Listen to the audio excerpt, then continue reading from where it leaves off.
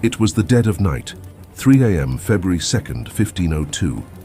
Inside the cold stone corridors of Este Castle, a single sound shattered the silence. Not a scream of fear, not even of pain. It was something else, something deeper, charged with power. The guards froze where they stood. Courtiers and diplomats exchanged wary glances. Everyone knew exactly what was happening behind those chamber doors, though no one dared name it aloud. This was no ordinary wedding night. It was the enactment of a ritual so secret, so dangerous, that it would alter the fate of Renaissance Italy. Outside, Ferrara slept beneath a blood-red moon. Inside, a political weapon was being forged in flesh and fire. For nearly 500 years, the details of that night remained hidden, buried beneath church seals and ducal archives. When those forbidden papers finally surfaced, they revealed a truth stranger than rumor. How a 22-year-old woman, Lucrezia Borgia, turned her own body into the most potent diplomatic instrument of her age. Picture this: a royal bedchamber where desire is strategy and every sigh carries political weight. Where the consummation of marriage isn't a moment of passion, but a performance, a test, a ceremony that could make or unmake entire dynasties. This isn't just a scandalous love story. It's the blueprint of a secret political system, one that fused sex, power, and religion into a single ritual of control. At the heart of it all stood Lucrezia Borgia, daughter of a pope, widow of 2 murdered husbands, and now the most dangerous bride in Italy. They called her a temptress, a pawn, a curse. But that night Lucrezia proved she was something else entirely, a strategist, and what happened before dawn that winter morning would ripple through the courts of Europe for decades to come. By 1502, the Borgia name was synonymous with dominance. Her father, Pope Alexander VI, had transformed papal power into a weapon, using his children as the pieces in his grand political chess game. In a divided Italy, fractured between Ferrara, Milan, Naples, and the Papal States, marriage was the ultimate treaty. Each wedding bed was a negotiation table, each kiss a clause, each heir a guarantee of survival. For the House of Este, rulers of Ferrara, this marriage was a lifeline. The Duke Ercole d'Este saw in Lucrezia not a daughter-in-law, but an opportunity to bind his house to the most feared family in Europe. His son, Alfonso d'Este, would be the living contract. The deal was finalized on December 30th, 1501. Lucrezia's dowry, 100,000 gold ducats, was immense, enough to feed cities for months. But money wasn't the real transaction. The true currency would be what happened on the wedding night itself. Because in Renaissance Italy, a union wasn't valid until it was proven. Consummation wasn't private. It was witnessed, documented, and verified. The legitimacy of entire dynasties depended on what occurred between 2 people in the most intimate of settings. The chosen date, February 2nd, wasn't random. It was the feast of the purification of the Virgin, a holy day in Catholic tradition. By aligning the wedding with a sacred ritual, the Borgias fused divinity with desire. The bedchamber became a chapel, the act itself a sacrament. But this bride wasn't naive. Lucrezia had already survived 2 disastrous marriages. Her first husband, Giovanni Sforza, had fled Rome humiliated, accused of impotence by the Borgias themselves. Her second, Alfonso of Aragon, had been strangled within the Vatican's walls. So when Lucrezia entered Ferrara, she did so with the poise of a woman who had seen power up close and had lived to tell the tale. At 22, her beauty was legendary. The poet Pietro Bembo described her face as radiant with rare light, but her true allure lay not in her features, but in her mind.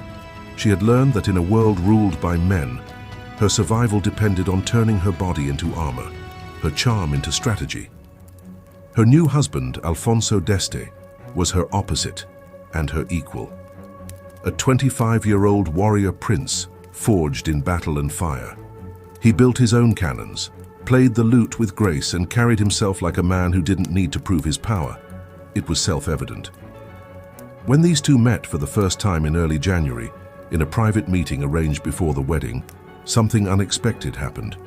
The air between them changed. What was supposed to be political suddenly became personal. Real attraction flickered where only duty was meant to exist.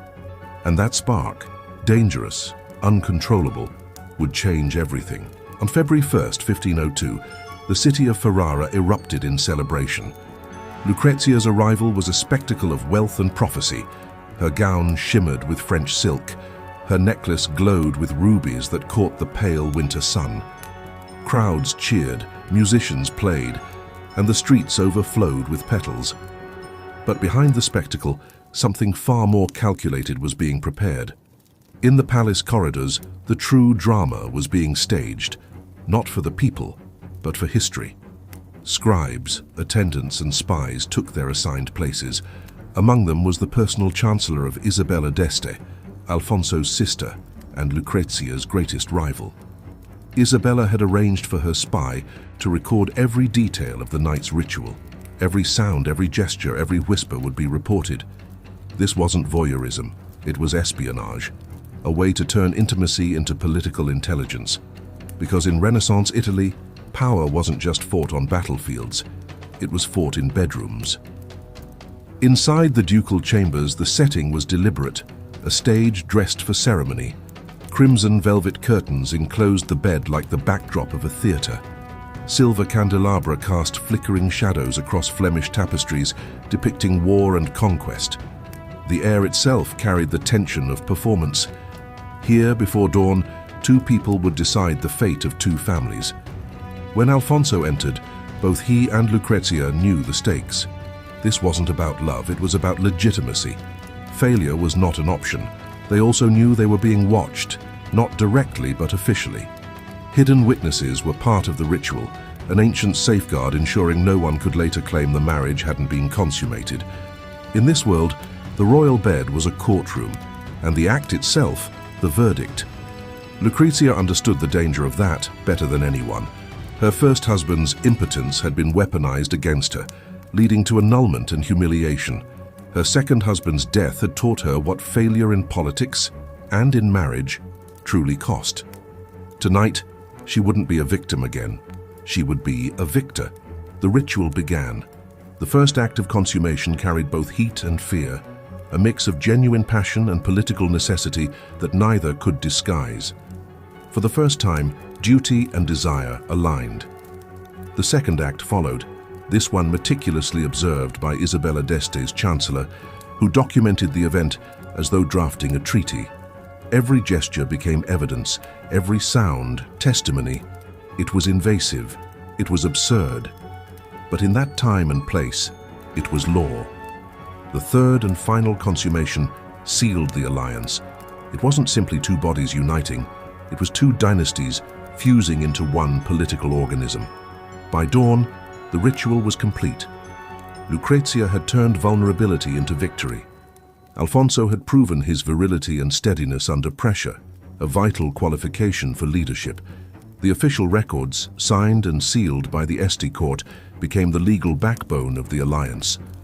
What had begun as a performance was now a political fact. The marriage was legitimate, unbreakable, and sanctified by both church and state. When the sun rose over Ferrara on February 3rd, the castle stood transformed. The Borgia-Este union had survived its trial by fire. The witnesses, the documents, the rituals, all had served their purpose. Lucrezia and Alfonso emerged not as newlyweds, but as architects of a new order. Their union proved that sexuality, when harnessed with precision, could be as powerful as any army. Whispers spread across Italy. Courts from Milan to Naples learned of the ritual, and what they heard terrified them. The Borgias had created a new kind of weapon, one that required no swords, no blood, only calculation and flesh.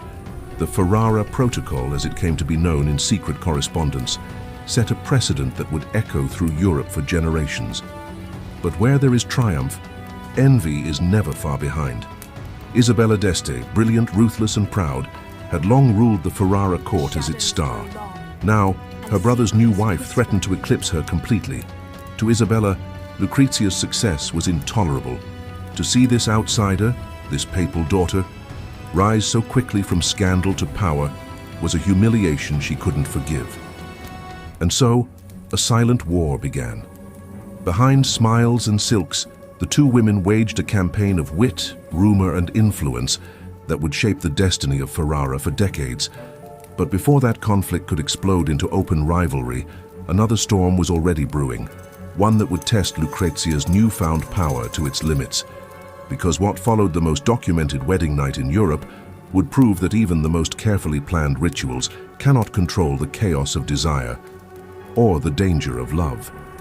To understand how a single affair would ignite a political inferno and shake Ferrara's court to its core, stay with me. The months that followed the infamous wedding night were a study in transformation. Overnight, Lucrezia Borgia evolved from a controversial outsider into the heartbeat of Ferrara's court. She was no longer the papal daughter whispered about in corridors. She was the Duchess, untouchable. Her triumph was undeniable. The Este family, once cautious of her, now depended on her presence for stability. Alfonso's performance had validated his manhood and cemented his claim as heir. And the official documents sealed in the ducal archive left no room for doubt.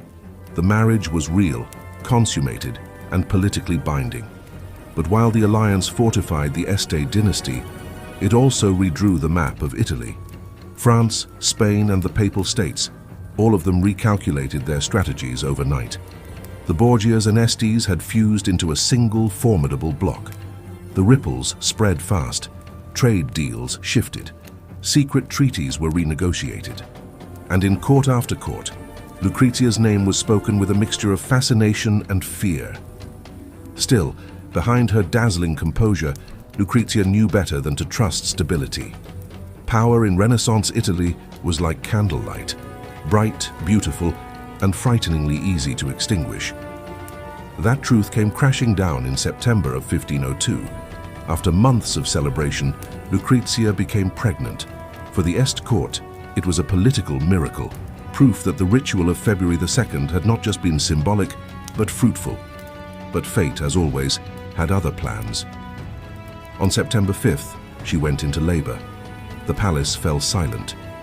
Hours later, the child, a daughter, was stillborn. Rumors spread like wildfire. Was the child truly Alfonso's? Or had she been conceived earlier, during those secret pre-wedding meetings in January? The question wasn't just gossip, it was dangerous. In a world where lineage determined the right to rule, paternity was everything. Chroniclers argued over dates, rivals whispered poison into ears, and as if to confirm the hand of fate, Lucrezia herself nearly died. She fell into convulsions, ravaged by fever, teetering between life and death.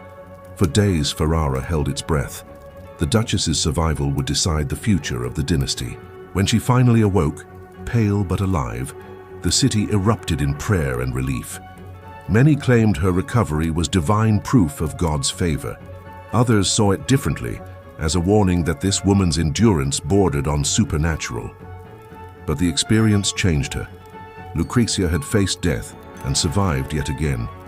And from that point forward, her innocence, if any remained, was gone.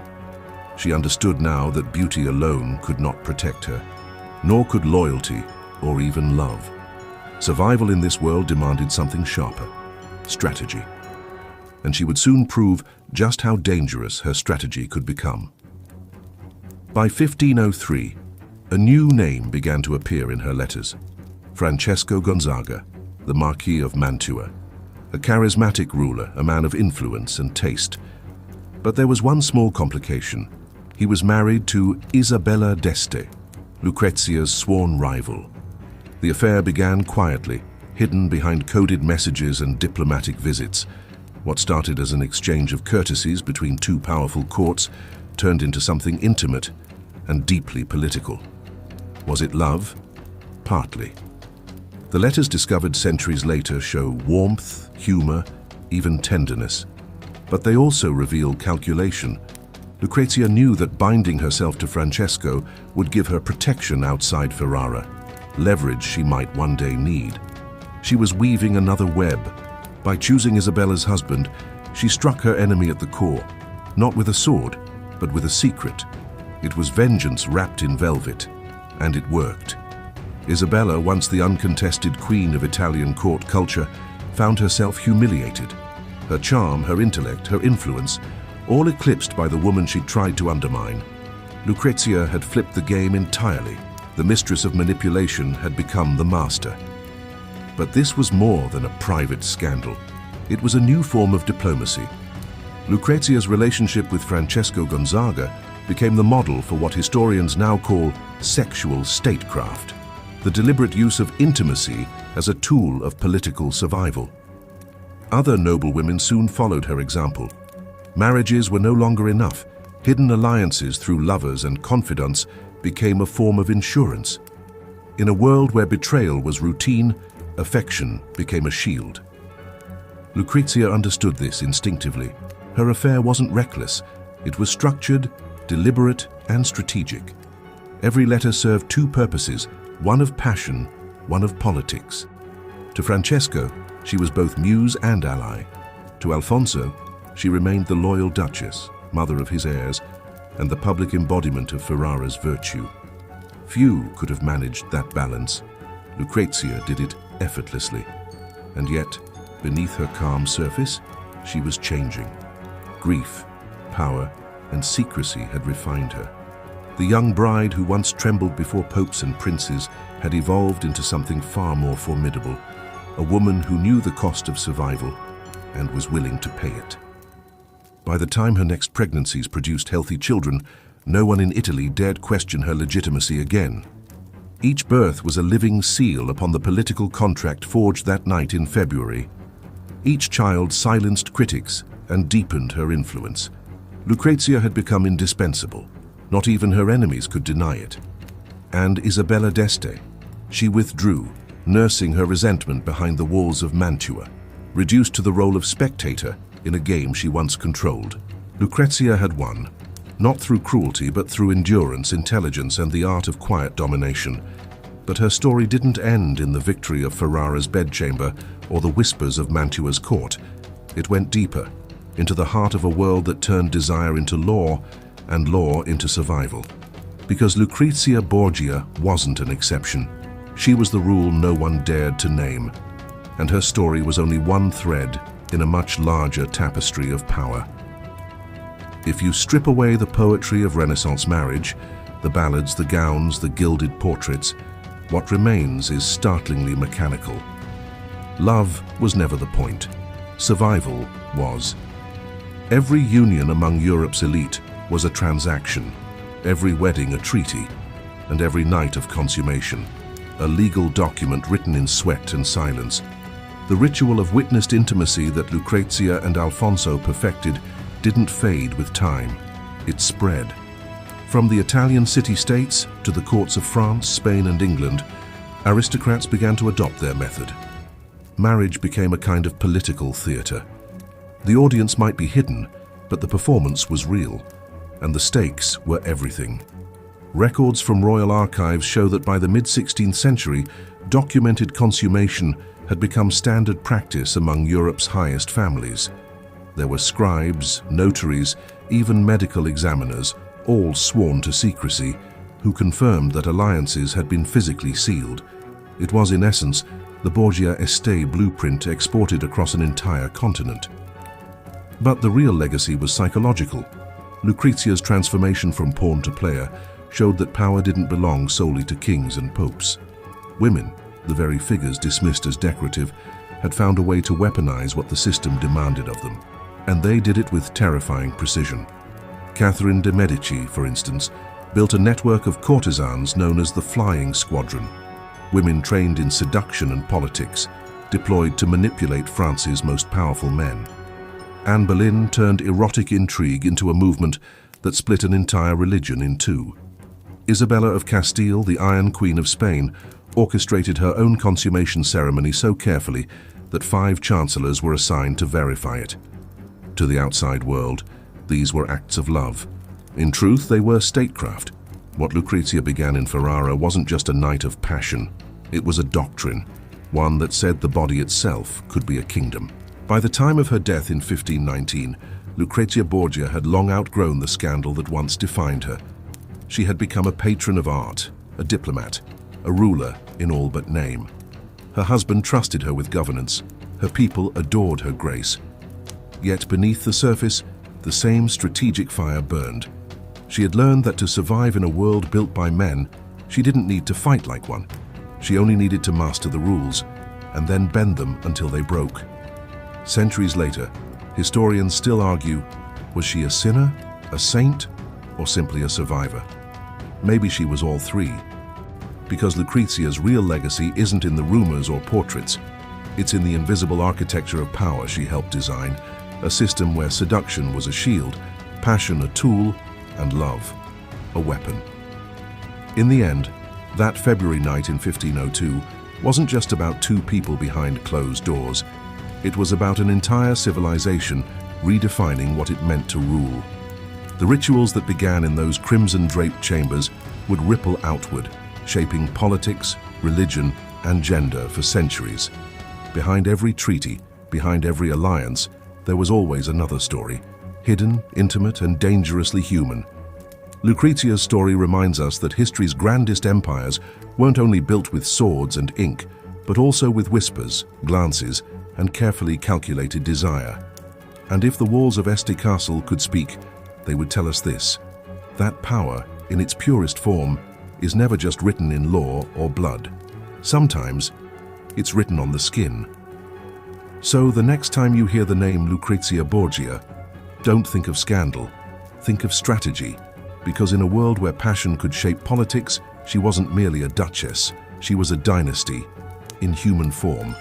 Like this video, subscribe, and join us next time as we unlock the next secret buried in Europe's forbidden archives, where lust met law and the fate of empires was decided behind locked doors.